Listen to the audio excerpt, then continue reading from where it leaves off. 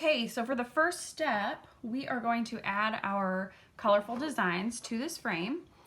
So go ahead and grab it, and you can actually take this cardboard part out and set it off to the side. We'll get back to it later.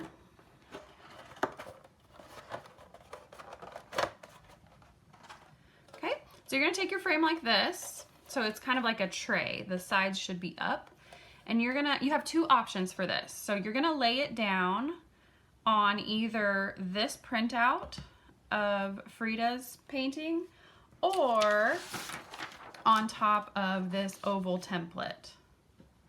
Okay, now your job is to take your Sharpie markers, and if you'd like, you can also put a piece of tape on here to tape the paper to your frame if you'd like, just so it doesn't scoot around on you, but that's just an optional step. But you're gonna lay your frame down on top of either page, and then you're gonna take your Sharpies and add designs to the inside of the frame. So if you choose to use this page, the actual painting, you can make your frame look almost just like hers by just tracing over the shapes. You can do them in the same colors, or depending on what Sharpies you have, you can do them in different colors. You can trace some of it and then take it off and put it on here and finish the rest with your own designs. Or if you don't want to use this at all and you just want to create your own designs, you can use the oval template, and you're gonna fill up the whole space all around the oval with your own designs. So maybe you just look at this painting and come up with your own things that are inspired by this. You could add some animals, like hers has birds and flowers in it. You could add things like that. If you use this oval template, the thing you need to keep in mind is that this oval area in the middle needs to stay blank, because that's where your self-portrait will go. But you can fill in, and you should fill in, all the frame all around it. So this whole area inside your plastic frame should get Sharpie designs on it.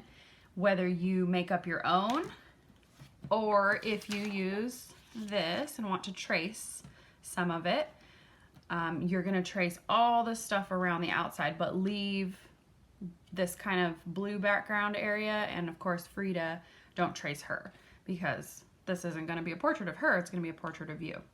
Okay, so go ahead and really take your time with this. Add lots and lots of color. She was known for her use of color. As a Mexican artist, she really embraced that really colorful culture. So try to add lots and lots of color. Whether they're these colors that look like hers, or you make up your own, and go ahead and create your frame for your self-portrait.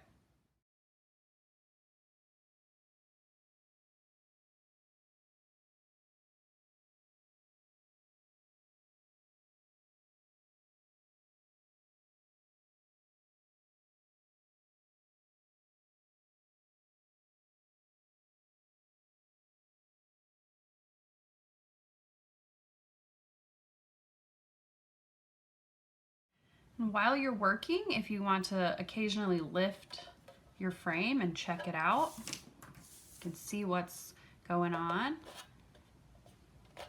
And then when you're ready, you can just line it up and lay it back down and keep working. So you can see here that I've traced out some of the designs. What I like to do is trace a few and then remove it and go in and color it in. And then when I'm ready for the next piece, I'll put it back and trace another part. And that way you don't have to worry about staying exactly right on top of the painting. I think I'm gonna leave the painting off to the side now and just fill in the rest with some of my own designs. I got a few flowers to fill in still. And I'm going to do some different colors. This step, really take your time with it, and I might actually take a break for a little while and maybe come back later today or a different day. You know, art is the kind of thing that you really should take your time with, and if you're feeling it, then go for it, and if not, that's fine. You've got plenty of time. It's the cool thing about doing these projects at home is that you've got plenty of time. So don't feel like you have to rush through this step and get it all done today. You've got all week. So take your time with it and really put a lot of thought and energy into it.